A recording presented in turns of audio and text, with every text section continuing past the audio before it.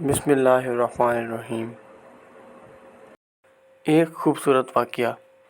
انس رضی اللہ تعالیٰ عنہ بیان کرتے ہیں، رسول اللہ صلی اللہ علیہ وآلہ وسلم اور ان کے صحابہ رضوان اللہ علیہم اجمعین روانہ ہوئے، حتیٰ کہ وہ مشرکین سے پہلے بدر پہنچ گئے اور مشرکین بھی پہنچ گئے تو رسول اللہ صلی اللہ علیہ وآلہ وسلم نے فرمایا، اس جنت کی طرف پیش قدمی کرو جس کا عرض زمین و آسمان کی مانند ہے۔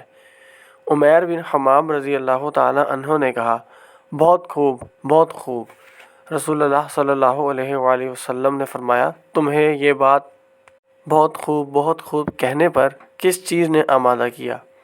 انہوں نے عرض کیا، اے اللہ کے رسول، اللہ کی قسم، صرف اس امید نے کہ میں بھی جنتیوں میں سے ہو جاؤں۔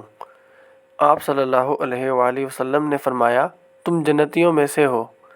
انہوں نے ترکش سے کھجوریں نکالیں اور کھانے لگے، پھر کہا، اگر میں اپنی کھجور کھانے تک زندہ رہا تو پھر یہ ایک طویل زندگی ہے۔